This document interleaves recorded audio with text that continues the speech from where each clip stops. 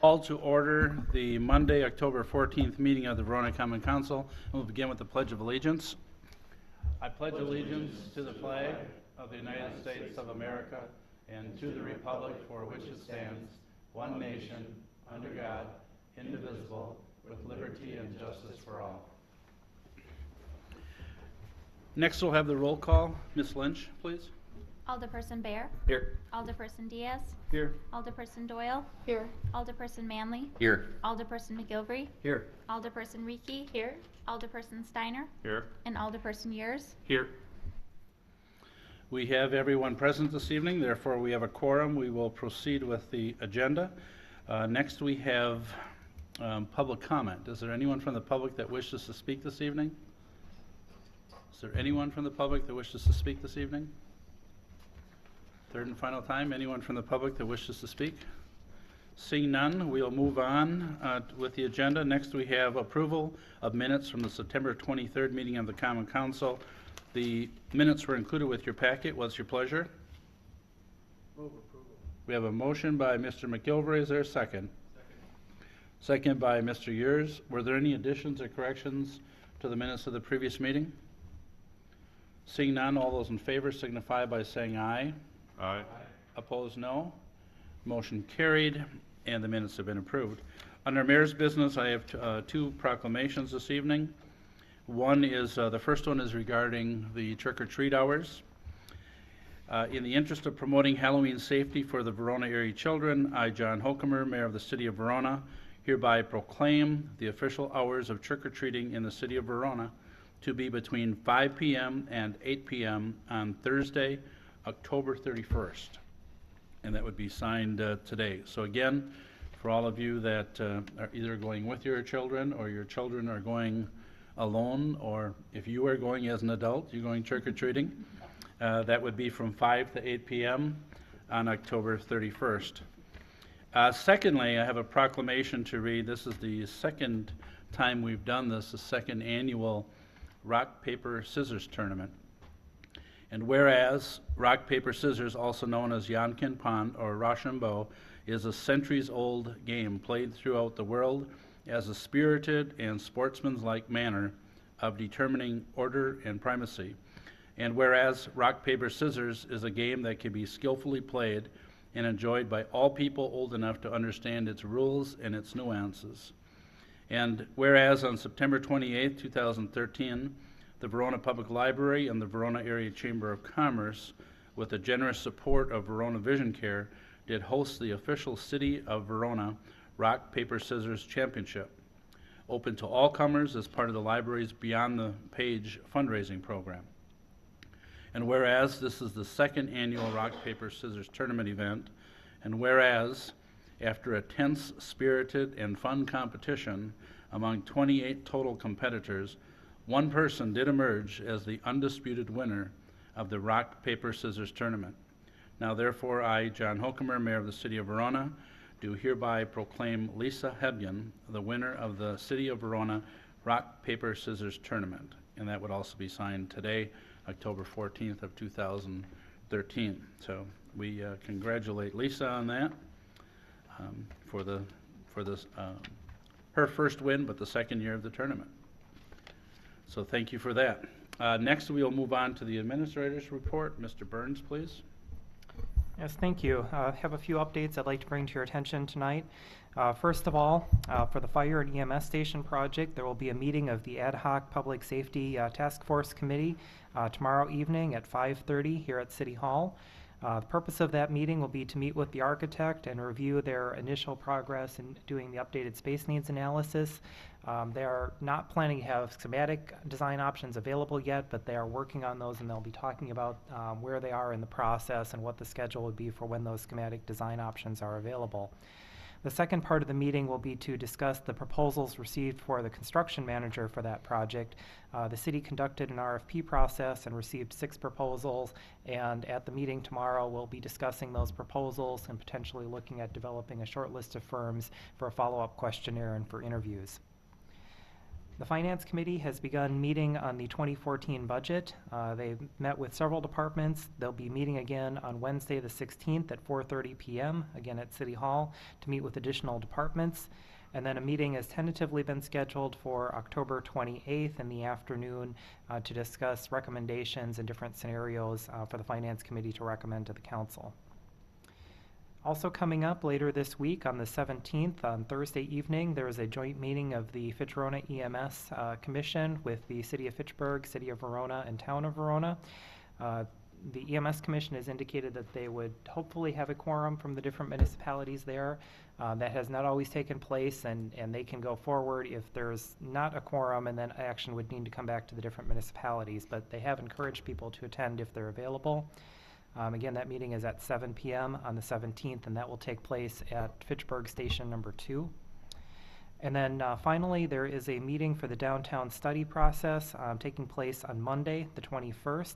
That's at 6:30 p.m., and that'll be held at the Verona Senior Center. Be happy to answer any questions. Are there any questions for Mr. Burns?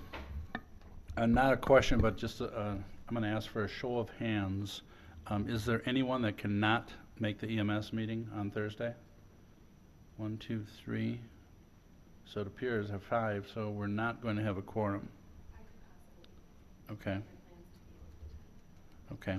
If at all possible, if we can make that meeting, because as Bill indicated, we can approve a budget contingent upon approval later by the Common Council.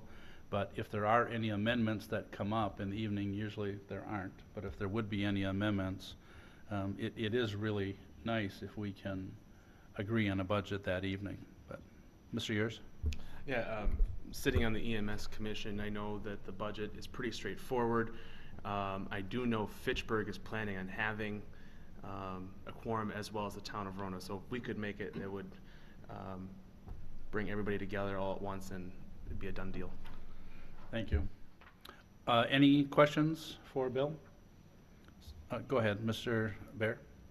I know there was some discussion about the Verona Fire District annual meeting that had been scheduled for this Wednesday being moved. Is there a final date and time for that meeting? I don't believe a date and time have been finalized. I was just checking my messages, and the latest I heard was that October 30th was being suggested as a possible date, but I don't believe that's been confirmed yet. Okay, seeing no other questions, we will move on to the engineer's report. Mr. Gunlock? Thank you. First project this evening is the Liberty Business Park. All of the underground utilities have been installed and the water main has been placed in service. Street grading has been completed and the crushed aggregate base course is being placed. That work should be completed this week. Following that, they'll prepare the street for the placement of the curb and gutter, probably curb going in next week.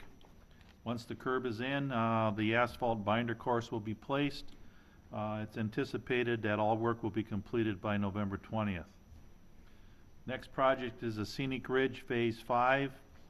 The asphalt binder course has been placed on the streets in Scenic Ridge Phase 5. Electric, gas, telephone, and cable utilities are being installed at this time. Sidewalks are scheduled to be placed next week with the terrace landscaping to follow. The equipment for the lift station to serve this phase of the development has been placed on order and should arrive within 6 weeks. Final completion of this phase of the work will depend on the delivery of that lift station equipment and getting it in service. Locust Addition, Cathedral Point. Contractor has completed the sanitary sewer construction. Will start storm sewer construction this week.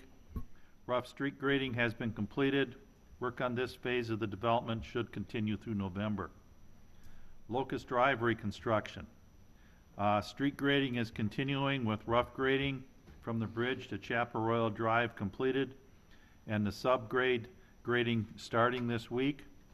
Utility crossings at Scenic Ridge Drive have been completed, and the storm sewer at Chapel Royal should be installed this week. This project will also continue through November. Meister Addition Phase 6, curb, gutter, and sidewalk repairs have been made, and the final asphalt surface course has been placed. So that subdivision, or that phase of that subdivision has been completed. Meister Addition Phase 7, asphalt surface paving is scheduled for next week.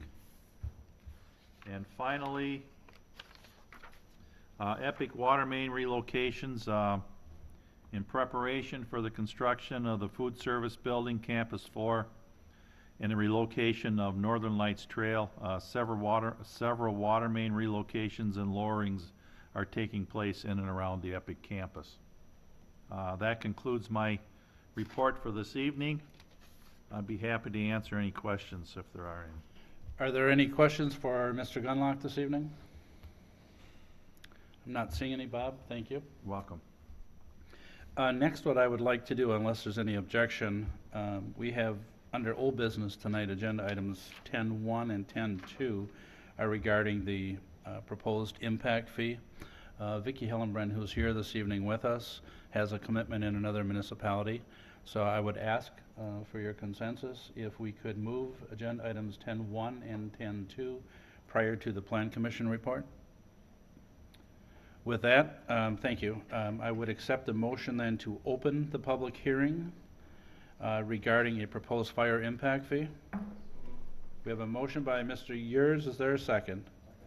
Second by Mr. Baer. All those in favor of opening the public hearing signify by saying aye.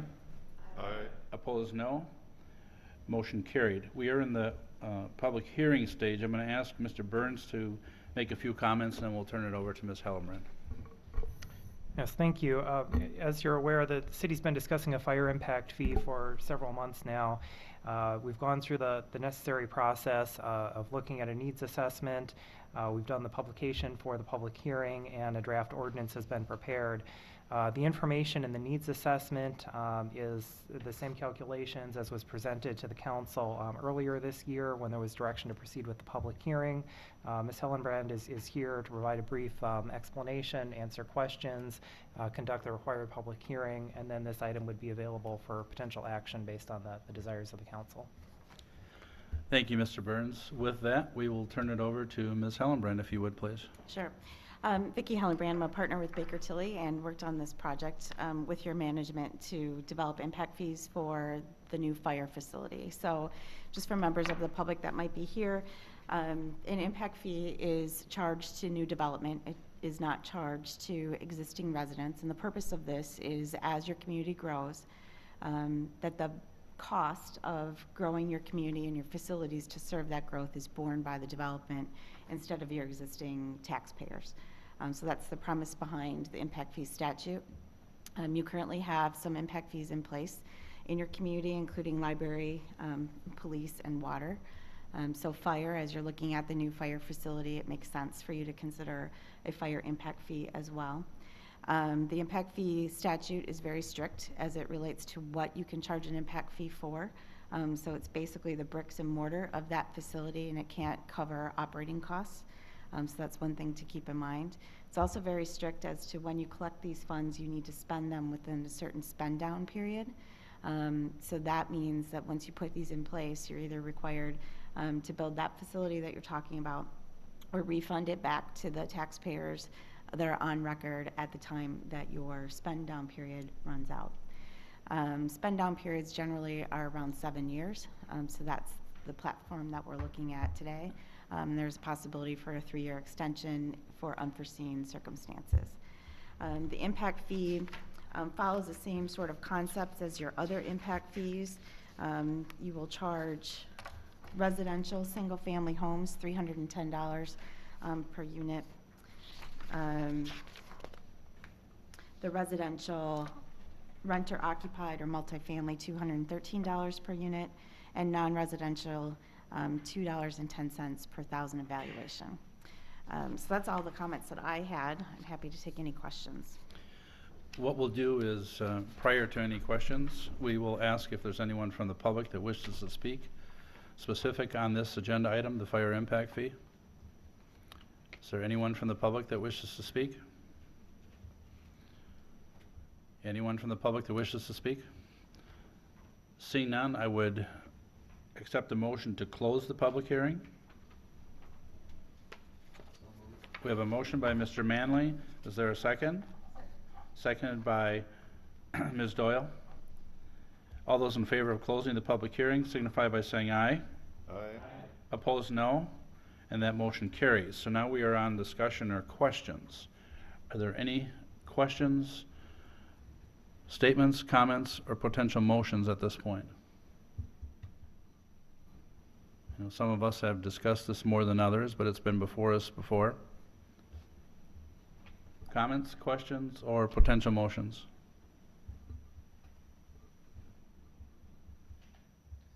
Mr. McGilvery? For the sake of discussion, I'll make the motion to approve the ordinance. Matt, can you turn your mic on, please?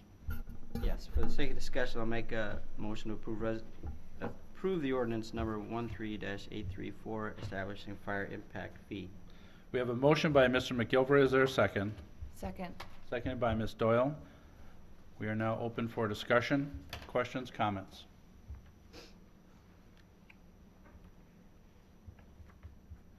I think, you know, just very briefly, Ms. Hallenbrand talked about the fire impact fee and that we have other fees that we currently do. I believe that we probably would have had a fire impact fee in place sooner had we, you know, if we didn't have the fire district commission, if it had been a city department. I think that's part of the reason why we waited, but now we're to the point where we will, or hopefully we will be building a new fire and EMS station. And to me, I think it makes a lot of sense that we do impose the fee as well. And it is, as Ms. Hallenbrand said, it's people that would be buying, purchasing new lots. It's not the existing owners. Now, if I use myself as an example, I did, in the last 5 years, I bought a different house. So I pay an impact fee, but as I sell my house, that person who's buying my older house is not paying a fee. So it really, you know, it is based on those that are building new and causing the development and are helping pay then for the new structures. That was just very brief. Any other questions or comments? If not, we do have a motion and a second to approve ordinance number 13-834, establishing a fire impact fee. And the amounts were mentioned before. They're also included in the resolution. Seeing no questions, all those in favor signify by saying aye. Aye. Opposed, no. And that motion carries. Ms. Hallenbrand, we thank you for being here this evening. With that, we will move then back up to agenda item 9A1, and this is the Plan Commission. Mr. Yurs, please. Thank you, Mr. Mayor. I'd like to make a motion to approve Resolution R-13-042, approving a general development plan for a mixed-use development at 142 Paoli Street. We have a motion by Mr. Yurs. Is there a second? Second. Seconded by, excuse me, seconded by Mr. Diaz. Thank you. Mr. Yurs? Thank you. The proposed general development plan will create a planned development overlay for the property located at 142 Paoli Street and will help facilitate the construction of a mixed-use project. The developer is proposing to construct 24 apartment units and 4,660 square feet of restaurant space. The proposed building will have one level of underground parking, with the remaining parking being provided on the surface. The applicant is requesting zoning exemptions, including density, setbacks, height, parking, roof pitch, and use. The Plan Commission held the required public hearing on October 7th, 2013, and voted to recommend approval of the GDP with the condition that the restaurant shall be limited to operating hours of 6 a.m. to 10 p.m. And if I can state as well that at the Plan Commission meeting, a number of the commissioners stated that they're excited to see development in this part of the city, especially since it really accentuates one of the shining spots of Rona in our bike path. And so it passed with unanimous consent. Thank you, Mr. Yurs and Mr. Diaz. I just want to make sure that in the motion and in the second that you did include the contingency. Okay, thank you. Questions or comments? Mr. McGilvray. Thank you, Mr. Mayor. Since we have Mr. Sayer here, I wonder if you could speak to the zoning exemptions that are being requested and the discussion that was had at the commission level, as well as any comments you may have received from the public.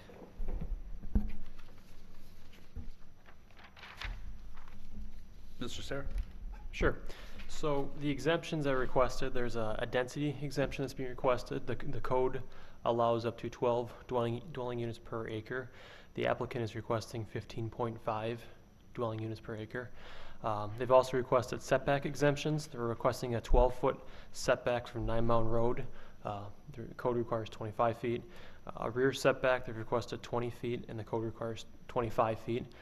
That was brought up at Plan Commission, and one of the items the applicant did note was that's being caused by the balconies hanging over. So what they could look at possibly is actually recessing those balconies into the building. So they'll be looking at that between the GDP and the PIP. They've also requested a side yard exemption from the setback. That's to the bike trail. They're proposing 11.5 feet, and the code requires 15 feet.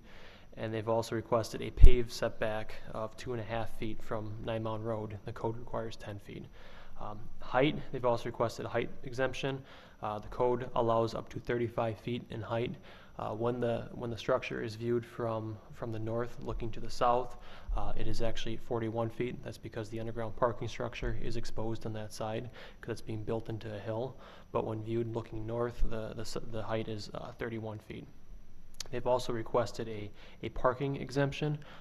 There's 2 uses in the building. You have the apartment use and you have the restaurant use. From the last conceptual review, they took the comments from the Plan Commission and the Council about parking, and they've added some additional parking spaces for the restaurant use, and they've actually shrunk the size of the restaurant. Because of that, the restaurant actually doesn't require the parking exemption. The apartment uses do.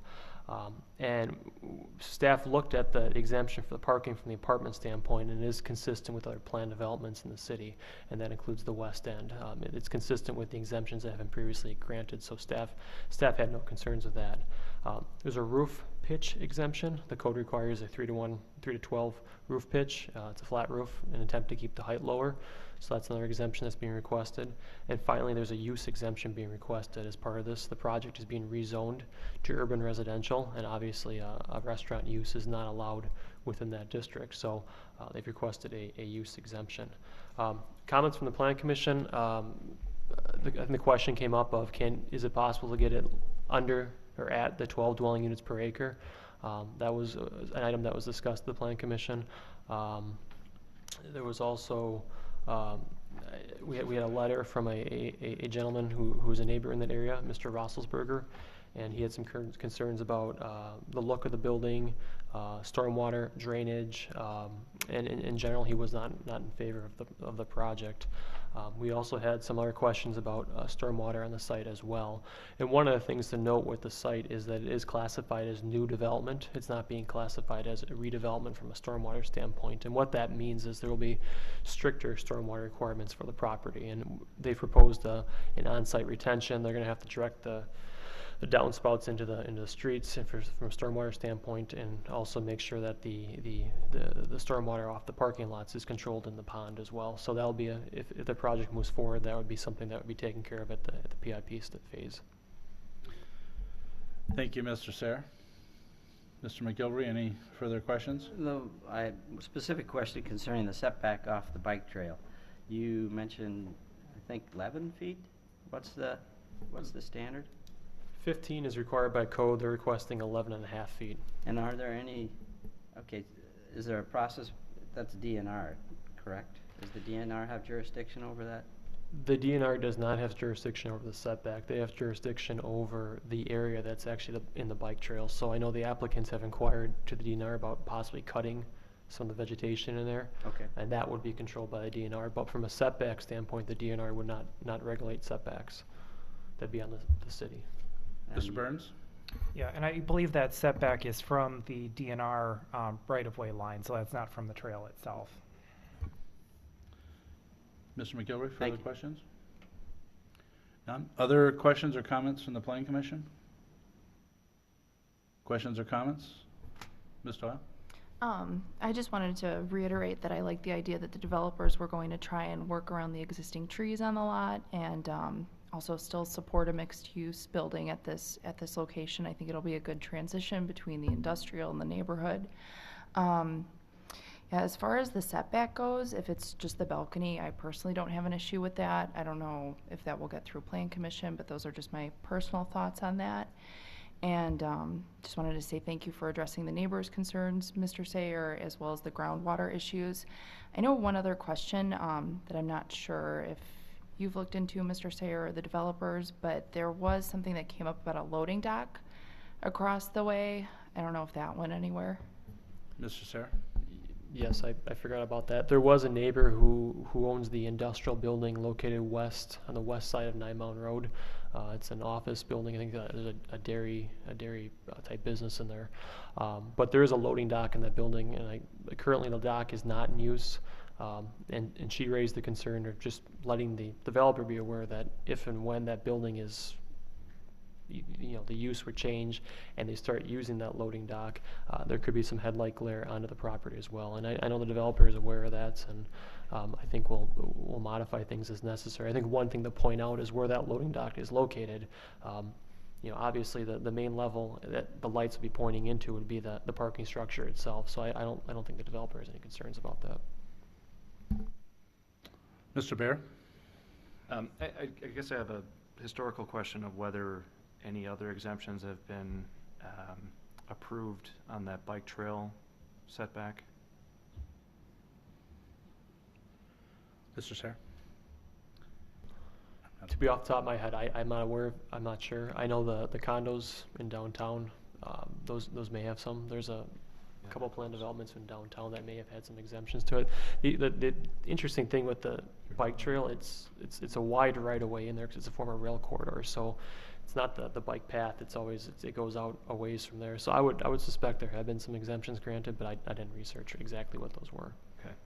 And I guess like Ms. Doyle, the balcony exemption, that doesn't bother me, but I think the bike trail exemption is a little more troublesome. I'm sort of curious if the developers could do something as an alternate there, but I wouldn't want that to be a reason to not support this. I think it's a great development, a good use of this property, so that would just be one question I'd like to ask of them if that opportunity were to arise, if they're here or if...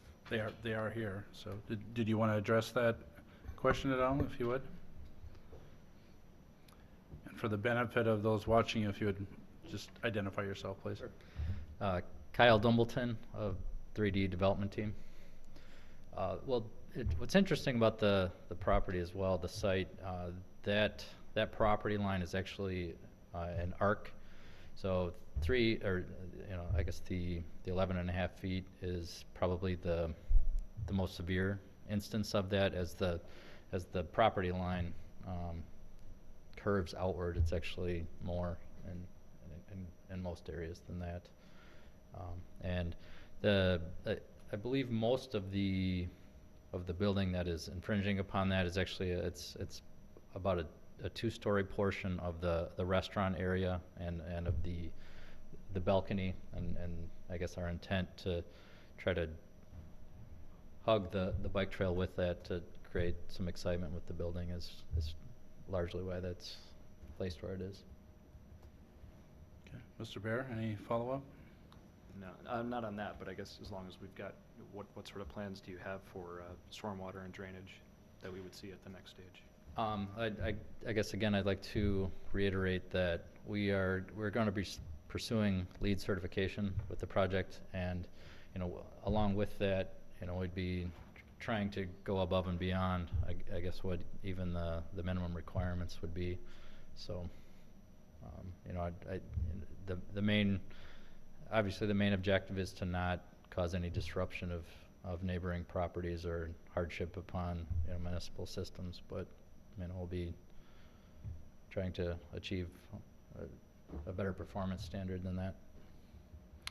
Thank you. Mr. Yers, please. Thank you, Mr. Mayor. I just kind of wanted to touch on the density question a little bit. The density issue doesn't really bother me with this development because it is located within, when we've been talking with MSA and our downtown plan, it is located within that corridor. And I think if we get some more density into the downtown area, that'll help us develop that downtown area and kind of make those plans come to fruition sooner. And so that's why I just wanted to state that I'm okay with the exemption on the density. because I do know that the Plan Commission on an unrelated topic had a much stronger discussion on density. And so I just kind of wanted to clear the air that way a little bit. Thank you, Mr. Ayers. Ms. Reiki? Back to the LEED certification idea, could you give some examples of how you would go above and beyond? Does that include like geothermal or rain gardens or? Sure. Yeah, well, I guess we are actually pursuing, geothermal and have looked into it. It's a very, very likely possibility that we're going to be able to do that. So, and we're going to make every effort to do it. The building itself will be, I guess it's been designed, and we've tried to site it for, some of the basic things like, passive solar, but the building itself will also be super insulated. Part of the landscaping will be, promoting xeriscaping, using drought-resistant plants, things like that. And then with the building itself, along with the siting, providing, wonderful opportunities for the tenants. A lot of daylight, breezes, things like that. So those are just some of the highlights. Anything else, Ms. Reiki? Not on that specific topic. Okay, go ahead. How are you how do you want us to pronounce? Is it velocity? I've heard multiple Sure, pronunciations. yeah, velocity is one, yeah, we would prefer that, yes. Okay. Thank you. And then as far as, I'm generally in support of redevelopment, so I just wanted to state that. I'm wondering, could the kind of stark white wall on the side facing the Roethlisberger residence maybe not be so stark, or is that a screen? I couldn't tell from the rendering exactly what we're that trying was. to do is find, I guess, a good balance between, I guess we purposefully chose not to do windows on that as to try to not have the neighbors feel like they're being looked down upon or watched from other windows and vice versa. And, so we're trying to find a good mix of screen via vegetation and, I guess a harmonious balance of building materials and things like that. So that's something we're definitely still looking at very, very closely. So is it a wall, or is it windows covered by a screen? There are no windows on that elevation. Okay, so could you consider brick then? Just to make it more yes. aesthetically Yeah, pleasing? we could Okay. consider brick. Okay, further questions or comments? Mr. Diaz? Yeah, I just had a few comments and then one question. I think the development is excellent. I hope it's a model for other places in the city. I really hope you get a good tenant for the restaurant, because I think everyone wants more restaurants in Verona. And I really like to hear about the landscaping plan. Just the stuff you said tonight, like shielding the neighbor, the xeriscaping, and then preserving the old big trees, I think is super great. So I'm really enthusiastically in favor of this. I guess my only question is, what level of LEED certification? I know you didn't know earlier, maybe you still don't know now, but I'm kind of curious. We strongly feel like we can, we're targeting silver. Okay. So, which is, I guess for those of you who don't know, it kind of goes certified silver, gold, platinum, so. Further questions or comments? Ms. Reiki? I just had another comment about, I know you can't divulge who the potential restaurant owner and operator would be, but I would like to vie for more slow food, not fast food. Again, that's what I hear from fellow residents, as, like me and my neighbors would attend that restaurant more often if it were such food, and I think the bikers going by through Verona would also be more drawn to that sort of thing than fast food. Sure. I guess we're, to comment on that, we're looking for an authentic, food establishment, I guess, and not to belittle, anything that would fast food or otherwise would not be, but, we want something that truly fits in, so. Other questions or comments? Mr. McGilvray? Question for Mr. Sayer again. Specific to the roof pitch, and it doesn't even relate to your building, is this something that we should be maybe talking about if this is part of our, if we're having exemptions, there's really no point in having this in place. That's the way I'm looking at it. If we're gonna just offer it piecemeal, we might as well just take it out. I would agree with your comment, yes. Okay, so maybe in future, we could take that up at Plan Commission or something and bring forward taking it out. If that's what we're looking at, if developments are gonna be such that they're maxing out the height, and in order to meet the requirement for height, if we've decided that the height is the thing that we wanna hold to, then I think we ought to be looking at taking that out, at least in specific instances. I would agree. If you're continually granting the same exemption over and over and over, then yes, you should probably look at all those exemptions you're granting and see if you want to actually make a change to the ordinance. Okay. We will, as a plan commission, we will take that under consideration. Your thoughts? Other questions or comments? If not, the motion before you is to approve resolution R-13-042 with the contingency that was stated in the report. All those in favor of the motion signify by saying aye. Aye. Opposed, no. And that motion carries. Mr. Yurs, please. Thank you. I'd like to move to approve ordinance number 13-833, rezoning the property located at 142 Paoli Street from urban industrial to urban residential. We have a motion by Mr. Yurs. Is there a second? Second. Second by Mr. Diaz. Mr. Yurs? Thank you. The proposed zoning map amendment is being requested to allow for the construction of a mixed-use development containing 24 apartment units and 4,660 square feet of restaurant space. The rezoning is consistent with other parcels in the area. The Plan Commission held the required public hearing on October 7th, 2013, and recommended approval of the zoning map amendment. You've heard the explanation. Are there questions or comments from the staff? For the staff, I should say, or for the developer? Again, this is on a rezoning of the property. Seeing none, all those in favor of the motion to approve ordinance number 13-833 signify by saying aye. Aye. Opposed, no. And that motion carries. Thank you. We look forward to seeing you again in the near future. Thank you for your questions and comments. Thank you. Mr. Yurs, is there anything else from the Plan Commission? Nothing further. Thank you. We'll move then to the Finance Committee. Mr. McGilvery, please. Thank you, Mr. Mayor. Under item 9B1, I'll make a motion to approve payment of monthly bills in the amount of $1,518,882.95. We have a motion by Mr. McGilvery. Is there a second? Second. Seconded by Mr. Manley. Mr. McGilvery? Thank you, Mr. Mayor. In the way of explanation, three of the larger items this evening. The first being to A1 Excavating for a pay estimate. It's a TIF 6 expense. As Mr. Gunlock mentioned, the contractor is moving forward in Liberty Business Park. The first expense or estimate payment would be $293,531.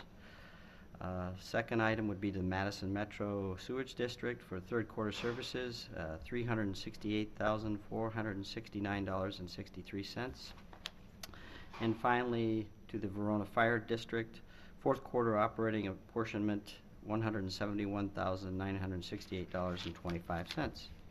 You've heard the explanation of the major expenditures. Are there any questions for the Finance Committee or for staff? Seeing none, all those in favor of payment of the bills signify by saying aye. Aye. Opposed, no. Motion carried, and the bills are approved. Mr. McGilvery? Thank you. Under item 9B2, I'll make a motion to approve Resolution R-13-043, approving an amendment to the 2013 city budget to allow for the use of senior center fund balance for the purchase of chairs. We have a motion by Mr. McGilvery. Is there a second? Second. Second by Mr. Diaz. Mr. McGilvery? Thank you. The Senior Center Director is proposing to replace 132 dining room chairs at the Senior Center for a total cost of $23,614.80. The existing chairs are proposed to be replaced with more contemporary low-back chairs that are wider and sturdier. A Senior Center Facility Replacement Fund was established as part of the 2013 budget, but there currently are not sufficient funds in the 2013 budget to cover the cost of replacing all the chairs. On September 23rd, the Finance Committee considered a request to apply Senior Center fund balance to this facility replacement fund to allow all of the chairs to be replaced this year.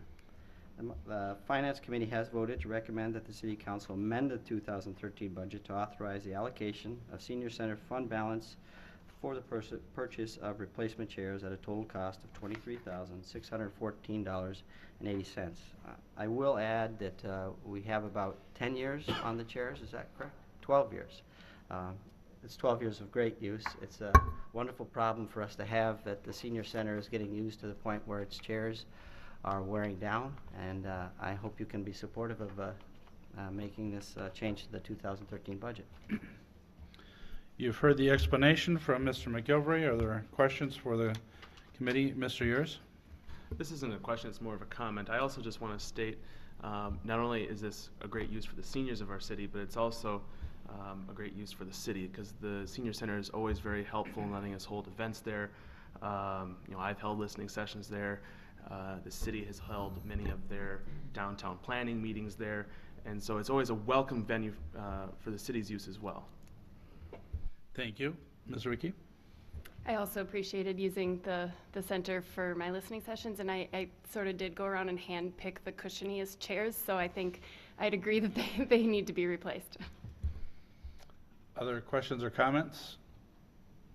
Seeing none, the motion is resolution to approve resolution R-13-043, the citizen amendment to the city budget. It does require a 2/3 vote, so I'm going to ask if the clerk would read the roll so that we all know. Miss, sorry,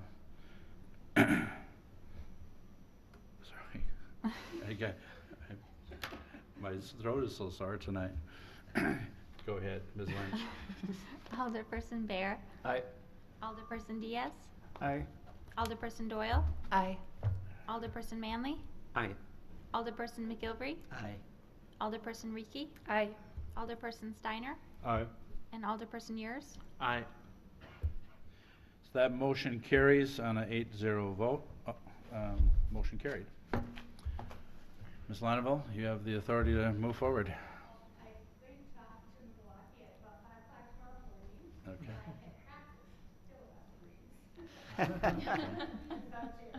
Okay. Thank you. Anything else from the Finance Committee?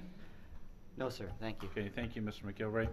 We'll move back then to old business. We are on agenda item number 3, which is a resolution R-13-044 approving a lease agreement with Madison's Cellular Telephone Company, USL, for the installation of a light pole and antenna and equipment shelter at Stomfel Field. I'll ask Mr. Burns if you'd provide the background, please. Yes, thank you. We've had discussions with US Cellular for many months, going back probably about a year and a half. And to provide a little bit of background, US Cellular is currently located on a cellular tower in Badger Prairie Park on an old water tower. US Cellular was notified by Dane County that they're going to be removing that water tower and that US Cellular would need to relocate. The city started conversations with US Cellular looking at various alternative sites. Several different area sites were considered during the process.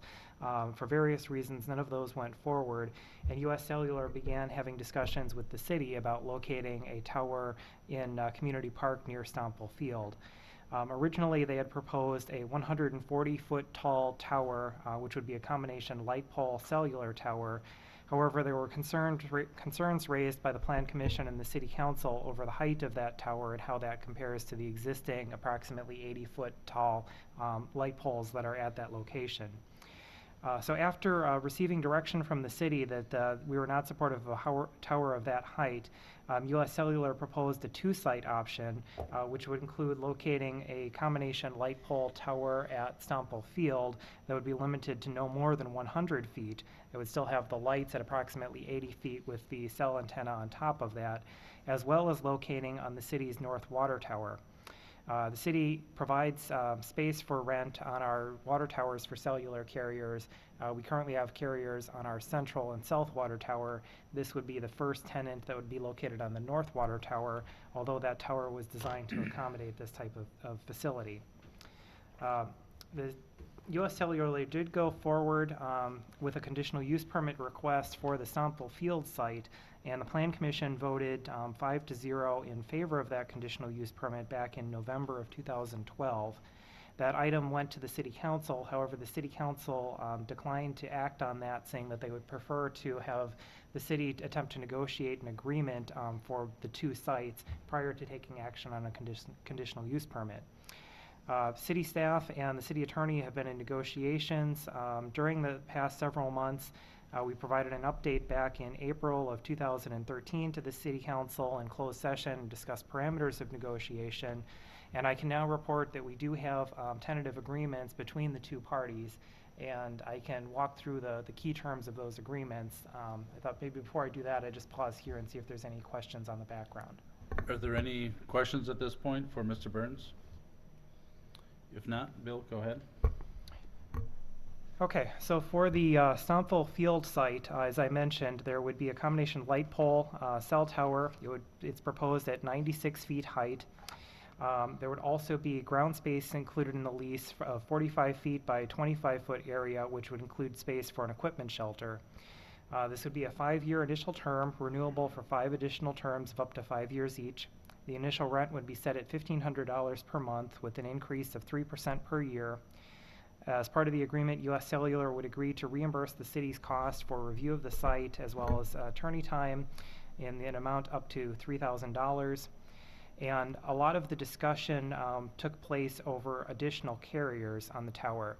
With this being limited to 100 feet rather than 140 feet, there's a lot less potential for additional carriers than there would be with the taller site, but there is still the potential that there could be another subtenant on there. Under the terms of the agreement, US Cellular would have the ability to sublease their tower space to another tenant. However, the additional tenant, if there were one, would be required to enter into a lease with the city for ground space prior to proceeding with that. That does give the city control over it and potentially the ability to capture additional revenue if there's another tenant involved. As long as we're talking about both items, maybe I'll just run through the North Water Tower as well briefly. US Cellular would locate on the North Water Tower. This would be a 5-year term, renewable for 4 additional terms of up to 5 years each. The initial rent would be $2,185 per month, increased by 3% per year, and that's consistent with the city's other more recent cellular tower agreements that we've entered into. US Cellular would reimburse the city for its costs for review of the site by attorneys and engineers and other consultants up to a maximum of $7,500. And then because the city owns the tower, the city would have the sole ability to enter into leases with other carriers for either space on the tower or ground space. I did want to note the reason for the difference in the rent and the cost reimbursement on the two sites. Because the city owns the water tower, US Cellular is not being required to put up their own facility. We already have a facility in place. That's one reason for the additional rent. Also, because we are limiting the height at the Stomple Field site for US Cellular to be investing in the cost of the tower, they have less of an ability to recapture revenue from other tenants. That's another explanation for the lower dollar amount. Likewise, our review time will likely be more extensive, and our attorney's time was more extensive in working on the water tower site, since that's an existing facility rather than the site at Stomple Field. We've gone through negotiations that were quite extensive. There were a lot of other technical issues that were discussed in the agreements, items such as maintenance, interference, insurance, indemnification, remedies in the event of default. I'm comfortable with the agreements as they're put forward, as is the city attorney. I'd be happy to answer any questions in those areas, but at this point, maybe open it up for questions. Are there any questions or comments for Mr. Burns? Mr. Bear? Thank you, Mr. Mayor. Question for Mr. Burns. Are there any potential costs at the initial point or ongoing to the city that would not be reimbursed by the provider? Mr. Burns? The amounts that are included in the agreements are intended to cover the cost of city time for the city attorney's review and engineers to review the site. Since the amounts are capped, if there was something completely unforeseen that we ran into, there's the potential there could be a cost there, but I reviewed these numbers with the city attorney and the public works director, and we're comfortable that barring anything unusual that would recover the city's cost. There certainly was an amount of staff time that was involved. That is not intended to be recovered by the dollar amounts that are here. I should maybe also just note to clarify, there are site plans included in your packet for both of these sites. As I mentioned, the Stumple Field site requires a conditional use permit approval, so that has not been acted on, and that's something the council would need to act on if this were to go forward. The site plan for the North Water Tower also has not been reviewed by the Plan Commission. This is just for informational purposes, and there would need to be a site plan approval there as well. So the recommendation from staff, if people are comfortable with the agreements, would be to approve the agreements, but subject to execution based on final acceptance of the site plan and conditional use permit for each site. Thank you, Bill, for that. Further questions? Ms. Reekie? I just had a question about if they give you any indication of if it would provide better or equal reception as compared to the previous request. Mr. Burns?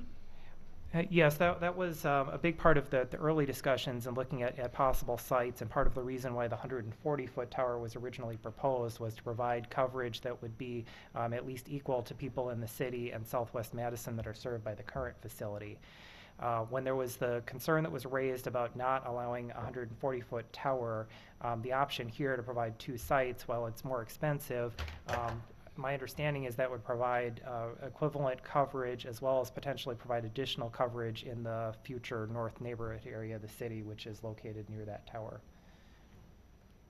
We do have a representative from the firm working with US Cellular here that perhaps could address that further, but that's my understanding. Again, if you'd please identify yourself. Todd Anderson. That should improve the coverage in the area. We are losing that one site, putting one up down here and the one up there. So we should get more coverage to the northwest. Okay, Mr. Manley? Thank you, Mr. Mayor. As I look at the site plan for the north water tower location, it looks like the equipment shelter would be oriented just slightly north and west of the water tower. And I was just wondering if, Bob, if you are comfortable that whatever ends up happening with the extension of Tamarack to the north as the north neighborhood develops, that the placement of this equipment shelter isn't going to interfere with any of that future development?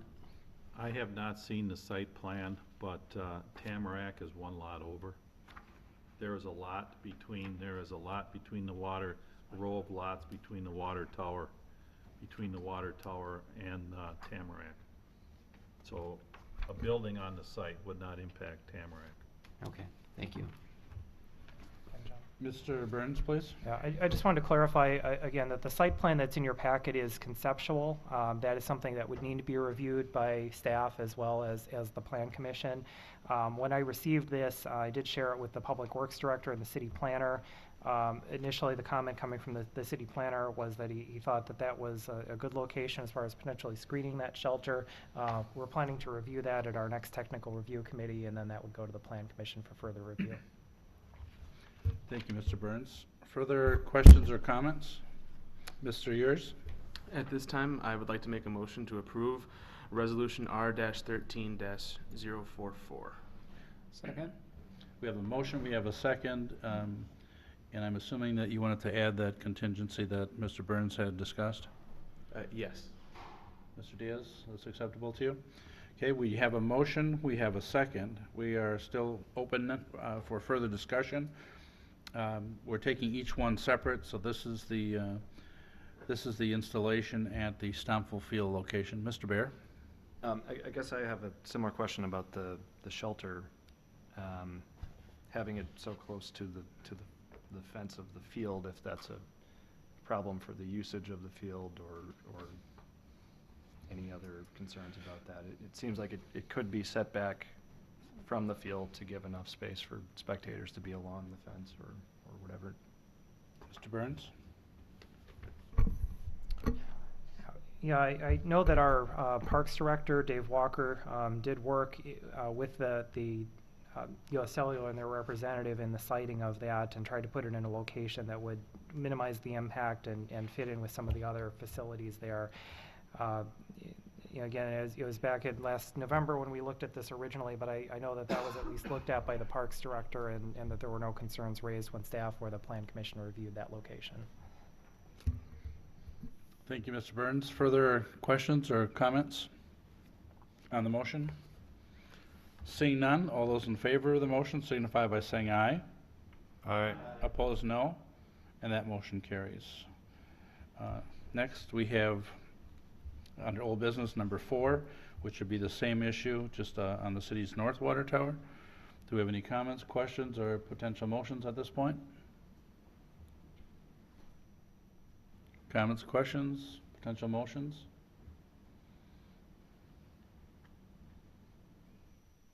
I'll make a motion to approve Resolution R-13-045, approving a lease agreement with Madison Cellular Telephone Company for the installation of cellular antennas and equipment shelter at the city's north water tower.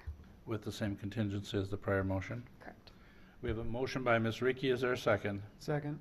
Second by Mr. Diaz. Further discussion or questions on the motion?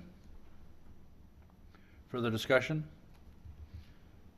Seeing none, I'll call the question. All those in favor of approval of Resolution R-13-045 signify by saying aye. Aye. Opposed, no. And that motion carries. We have concluded old business. We are now moving on to new business. And Ms. Lynch, do we have any approval of operator licenses this evening? Yes, we do. We have Sarah Gilbertson for Gray's Tide House, Christine Harrington for Monty's, Carl Nolan, Jessica Schluter, and Sarah Wynn for Wisconsin Brewing Company, and Nick Felton and Chaz Mazoras for Pasquale's. You've heard the list of the applicants for operators licenses. What's your pleasure? We have, was that Mr. Manley? We have a motion by Mr. Manley. Is there a second? Second. Second by Mr. Bear. Any questions? Seeing none, all those in favor of approval of the operators licenses signify by saying aye. Aye. Opposed, no. And that motion carries. We are on to announcements. Mr. Steiner? Thank you, Mayor. Seven Brides for Seven Brothers is at the halfway point. They're playing to good-sized crowds. They will produce a production Thursday, Friday, and Saturday, and people should check it out. It's a wonderful job. I also would like to offer my best wishes and congratulations to our city clerk on her upcoming marriage celebration. Thank you. Thank you, Mr. Steiner. Other announcements this evening? I know all of us wish Cammie the best, and the marriage takes place on Saturday, so it's coming up very quickly. So best wishes from all of us. Seeing no other announcements, motion to adjourn would be in order. We have a motion by Mr. Manley. Is there a second? Seconded by Mr. Yers. All in favor of adjournment signify by saying aye. Opposed, no. Motion carried. We are adjourned. Thank you, everyone.